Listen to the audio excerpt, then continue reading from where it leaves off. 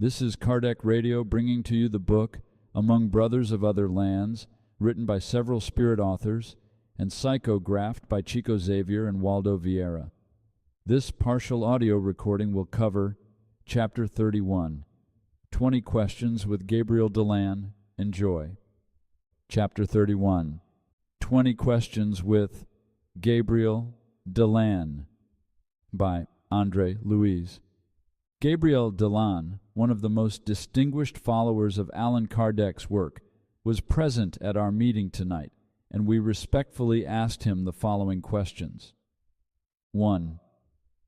Dear friend, we would like to put ourselves in the position of our brothers and sisters who are still incarnated on earth, and ask you some very important questions for those still in the physical body.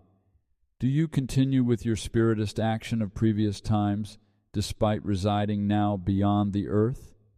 Yes, as much as it is possible within my reduced possibilities. 2. What can you tell us about Spiritism in France? We cannot say that it has achieved the ideal level. 3. Since France is Allan Kardec's birthplace, would we be allowed to ask the reason for this?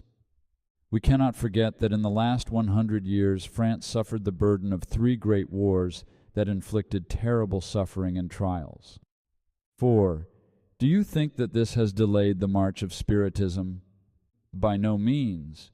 Groups of friends that belong to the work of Allan Kardec reincarnated not only in France but also in other countries, especially in Brazil, to continue building on Kardec's work. 5. Do you believe that Europe will resume proceeding in the direction of the Spiritist movement? Before anything else, we must consider that Europe nowadays seems to be a vast field of ideological war that is far from finishing. 6. Do you admit that the Spiritist principles are moving slowly in the world? No, I don't think so. The Spiritist activities started a little more than a century ago, and 1 century is too short a period of time when the subject is the Spirit. 7.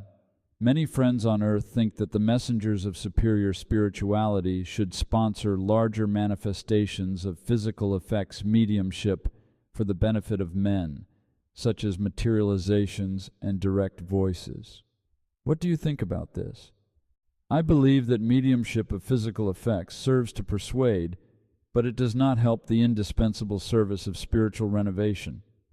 The superior spirits act correctly in pruning the outbreaks and the motivation so that human beings, our brothers and sisters, wake up to the light of the Spiritist doctrine, encouraging their conscience to put forth the effort for their moral improvement. 8. Although you have this opinion, do you think that Spiritism needs to improve suffering souls by the mediumistic processes that characterize Jesus' presence on earth? We would not have the gospel without Jesus Christ, and we would not have Jesus Christ without the help given to suffering souls by the mediumistic processes that characterized his presence on earth. 9.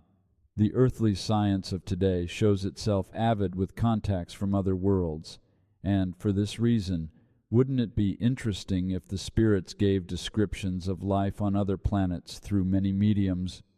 This is useful once the problem is considered in all of its dimensions. Communicating spirits can describe to humanity prodigious cities and advanced social systems in terms of matter that is different from the one that is known, measured, and weighed on earth. Even with the most advanced instruments, human beings only see a tiny part of the universe. 10. To what reason should we attribute this restriction? The structure of the human eye is made to support only a determined portion of observation of life itself. 11. In your opinion, in what area should we conduct scientific research on the Earth once the material landscape of other planets is conquered, even though this would only slightly advance the moral progress of the creatures? We should stimulate the studies around matter and reincarnation, analyze the marvelous reign of the mind, and use the exercise of mediumship for the works of fraternity, of guidance, of consolation, and of relief for multiple diseases of the terrestrial creatures. 12. What else? People should ensure the reality of their activities to improve their inner world. 13. What are the biggest obstacles to spreading the Spiritist doctrine? In our opinion, the greatest obstacles for Spiritism come from the performance of those who reincarnate promising to serve Jesus, either directly or indirectly, and to increase mediumship in the field of inspiration and intelligence. But they fall into the trap of the physical seductions, becoming genuine mediums of inferior regions, though they don't deny the truths of Spiritism, but they are ready to ridicule them through sarcastic written messages or through the histrionic art, where we can find the unproductive demonstration or phenomena, the fantastic stories, the depressive jokes, and the horror movies. 14. How do you see such distortions? The millions of inferior spirits that surround humankind have their mediums. It is impossible to deny this. 15. What way can we solve the gigantic maze that produces the influence of the shadows? Education. 16. How? By explaining both the Eastern and Western religious systems, where no matter the time and place, the human being only owns what each one has made of himself or herself. 17. Do you mean the necessity of spreading the Spiritist doctrine? Yes. 18. But according to your concept, the spreading should be done from person to person. Have we understood it correctly?